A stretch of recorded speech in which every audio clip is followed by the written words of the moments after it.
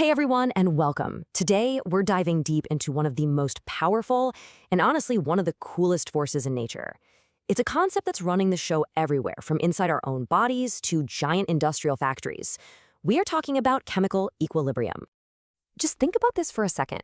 As you're listening to me, as you're breathing, there's this incredible microscopic balancing act happening inside you. You see, the protein hemoglobin is in a constant state of equilibrium with oxygen, grabbing it in your lungs and then letting it go in your muscles. It's not just a one-way street. It's this perfectly tuned, reversible process that is literally keeping you alive right now. So, what is this invisible dance between molecules? And what if I told you that we've actually figured out the rules of this dance? That we've learned how to take control of reactions to create things our world completely depends on? Well, let's jump right in and uncover the secrets of chemical equilibrium. So, here's what we're going to cover. First, we'll get into what equilibrium really means. Then, we'll look at its two main types, crack the special code that describes it, learn how to predict where a reaction is headed, and finally, the best part, see how we can actually shift the balance ourselves. All right, first up, let's pull back the curtain on this whole balancing act and really get a feel for what dynamic equilibrium is all about. The most important word to remember here is dynamic. See, equilibrium doesn't mean everything just stops. No way. It's actually a state of beautiful, balanced chaos. It's where the forward reaction, turning reactants into products, is happening at the exact same speed as the reverse reaction, turning products back into reactants. Picture this. You've got a sealed bottle of water. If you could zoom in, like way in, you'd see total action.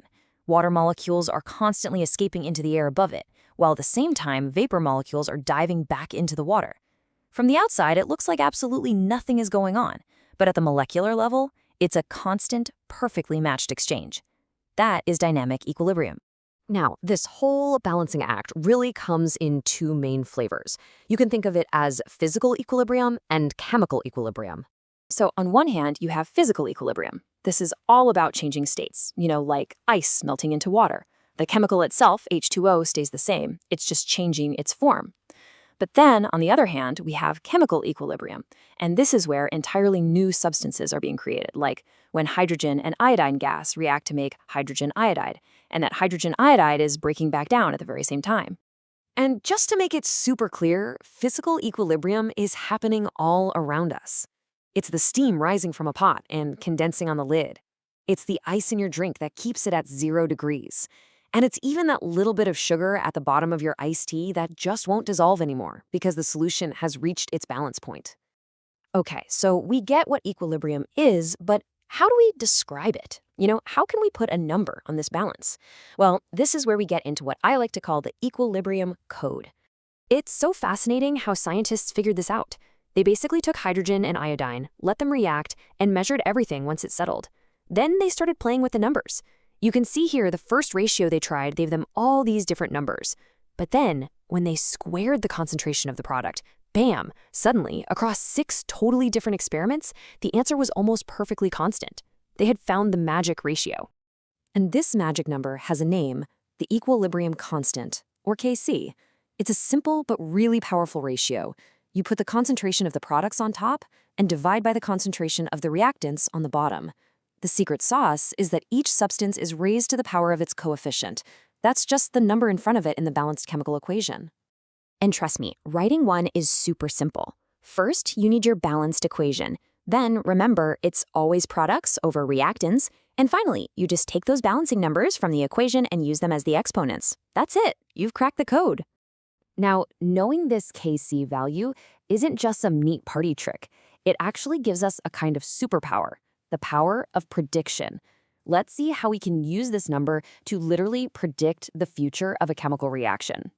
To do this, we use a little tool called the reaction quotient, or QC.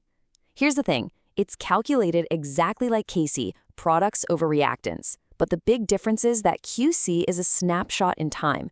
It tells us where the reaction is right now, not just where it's going to end up. And the process is so simple. You just compare your snapshot, Q, to the final destination, K.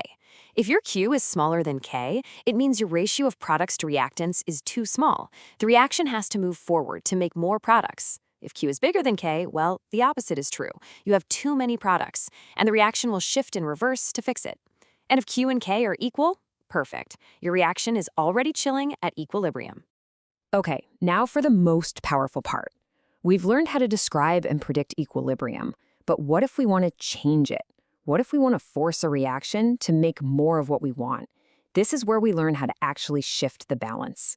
This is all thanks to something called the Chatelier's principle. And honestly, it's the rulebook for controlling chemistry. It basically says that if a system is happily in equilibrium and you suddenly stress it out, like by adding something in, the system will shift itself to relieve that stress. It's a chemical system's natural instinct to find balance again. And we have three main levers we can pull to apply this stress. We can change the concentration of something, we can mess with the temperature, or if we're dealing with gases, we can change the pressure.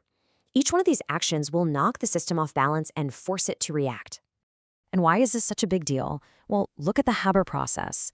By cleverly manipulating pressure and temperature, we constantly shift the equilibrium to favor the product, ammonia. This allows us to produce massive amounts of ammonia for fertilizer. This single application of Le Chatelier's principle literally helps feed billions of people. That is the real-world power of controlling equilibrium. Let's just quickly visualize this. So in our hydrogen and iodine reaction, imagine we suddenly dump in a whole lot more hydrogen. The system is stressed. To relieve that stress, it needs to use up that extra hydrogen. And how does it do that? By shifting the reaction forward.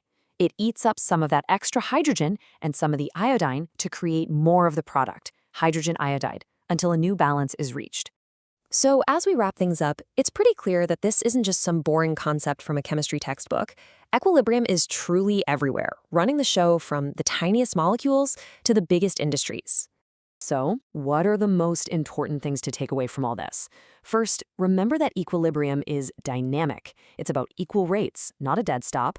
Second, Kc is that magic number that defines the balanced state. Third, Le Chatelier's principle is our amazing cheat code for controlling reactions. And finally, this one idea is fundamental to everything from our own blood to the global economy. I'll leave you with this final thought.